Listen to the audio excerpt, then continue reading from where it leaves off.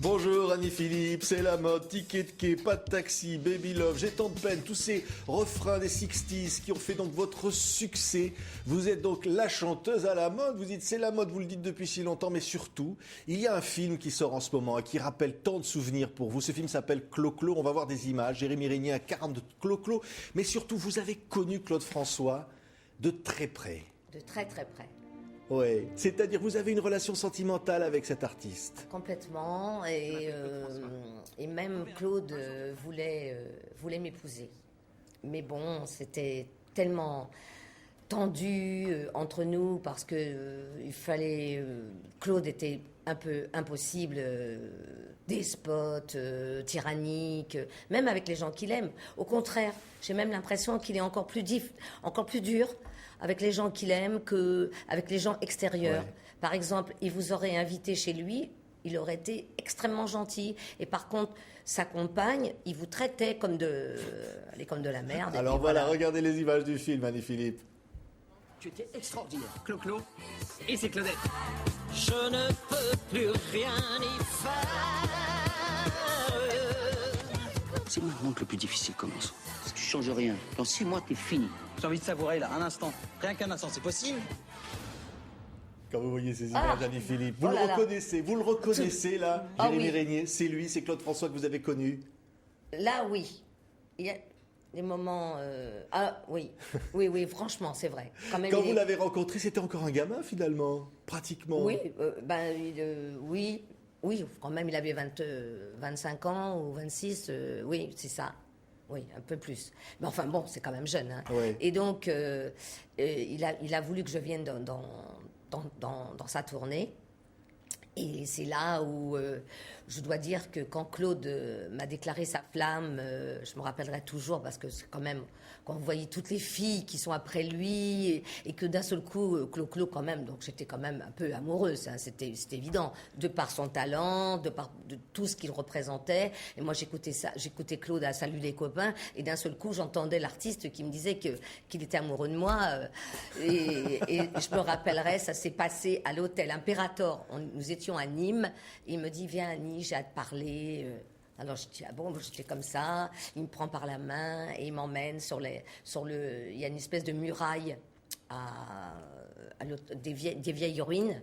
On s'est assis là et Claude m'a embrassé. C'était très chaud. Ouais. Voilà. Et après, bien entendu, j'ai succombé. Regardez ces images, Annie-Philippe, en duo avec lui, parce que vous avez chanté aussi en duo avec lui. Ça rappelle quand même de sacrés souvenirs quand on regarde ça. Regardez. Qui reste sur le quai des au revoir. Il y a toujours quelqu'un qui part et qui ne revient pas.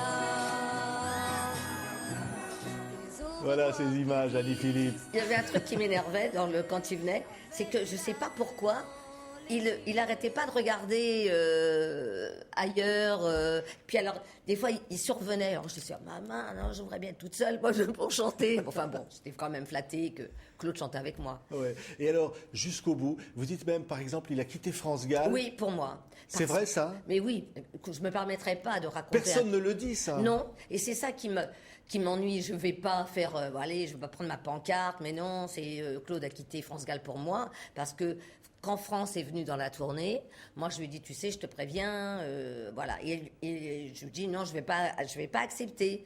Alors il m'a dit, bon, eh ben France Gall, il l'a renvoyée dès le lendemain, et c'est grâce à moi si il a rencontré Isabelle, parce que comme moi, la mère de ses enfants. La mère de ses enfants. Comme moi, je ne voulais pas, parce que la personne avec laquelle j'étais à l'époque, donc s'est douté que il se passait quelque chose d'important entre moi et Claude. Donc, la personne est descendue sur la tournée et m'a dit, choisis entre moi et Claude.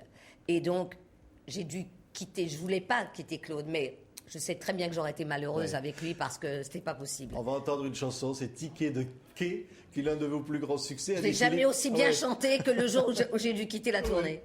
Nous étions à Lourdes, ça je me rappelle. Dans ce refrain comme ça qui revient, comme ça qui nous rappelle tant de bons souvenirs. C'est dire, Claude François, jusque quelques jours encore avant sa mort, vous l'aviez vu. Oui, une semaine avant qu'il meure. Et là j'aurais été à la hauteur, nous serions restés ensemble.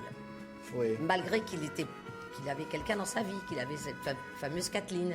Évidemment, l'issue fatale vous a frappé comme tout le monde. Oui, et alors c'est pour ça que je peux vraiment bien en parler de sa chambre avec ses fameuses appliques en cuivre au-dessus de sa salle de bain, une au-dessus de salle de bain, qui était toujours comme ça. Et Claude, qui était très méticuleux, maniaque et tout, et sans arrêt, il était en train de la remettre. Et au-dessus de son lavabo, d'abord, il avait une salle de bain très, très modeste. C'était pas, il m'avait dit, mais tu sais, Annie, c'est l'appartement de mes...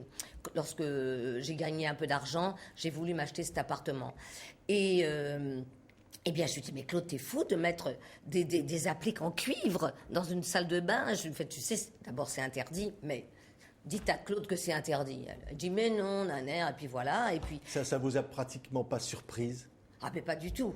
Parce que c'est surtout, c'est parce qu'il a touché, il était dans sa baignoire et qu'il a touché la prise en cuivre, Oui. où il y avait un peu les fils, un peu les fils. Non, est faux, alors c'est complètement faux. Oui. C'est vrai que 2 mois ou 3 mois auparavant, il avait eu on lui avait tiré dessus et il m'avait dit, heureusement Annie, je m'en suis sortie parce que j'avais ma nouvelle Mercedes et qu'il a pu, mais c'était vraiment des voyous qui lui tiraient dessus. Mais quand j'ai vu la salle de bain avec cette fameuse applique en cuivre, avec les fils un peu comme C'était ça. pas, ouais. Bah, attendez.